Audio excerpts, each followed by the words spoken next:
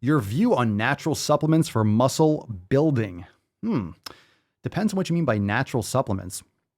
For me, I would call a natural supplement like an organ supplement, for example.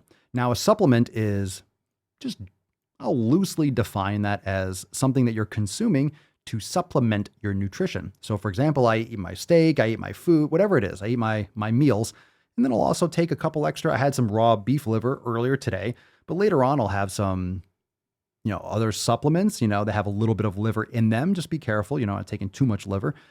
But I'll get some kidney later. I'll get some heart. I'll get some bone marrow, and I'll get some trachea. I'll get some other little supplements that I have from Ancestral Supplements, and I'll have a couple of other ones. And those were natural. You can take some magnesium. That could be beneficial. And if you do any kind of like natural or unflavored, or you make your own pre-workout without fillers and you weigh it yourself, or you get unflavored ones, that's up to you, or black coffee, things like that. There's a lot of different things that could be considered a supplement. It depends on what you mean by a natural supplement. The word natural is really loosely used, and I use it. We all kind of use it, but obviously the way one person uses it might not be the way someone else uses it, because some people will say, well, anything in this world is natural because humans are creating it. So everything that we're creating on this earth is coming from stuff on this earth. So it has to be considered natural because it's here. I mean, but at the same time, it's not naturally occurring. Let's say beef organs, they're naturally occurring. However, those supplements are also processed, right? You're grinding it up, you're dehydrating, you're desiccating them, and there could be impurities in some of those supplements, even some of the organ supplements. Like there's always a risk. It's touching metal. They're doing it in mass quantities, and there's always a risk with anything, unless you're like Travis, who's doing homesteading, and then from literally from the ground all the way to your plate, exactly where it's been, exactly what it's eating, exactly. But then at the same time, when you have rain coming down from the sky, it's a wonderful thing, right? It's a wonderful thing. Rain coming down on natural rain. What about the pollution?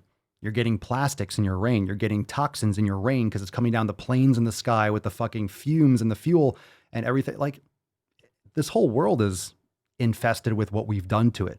We've literally dug up shit from inside the ground and, put it back up in the air with the carbon emissions and stuff. So, we have to do the best that we can. We try to do the best that we can.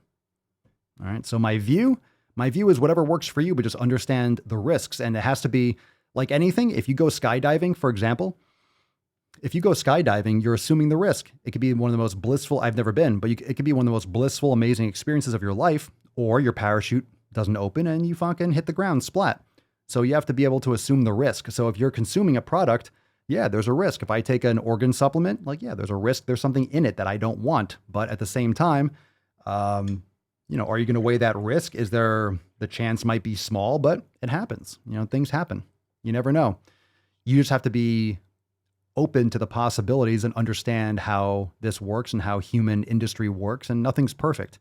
So unless you're doing it yourself, there's a risk, and there's a risk doing it yourself too.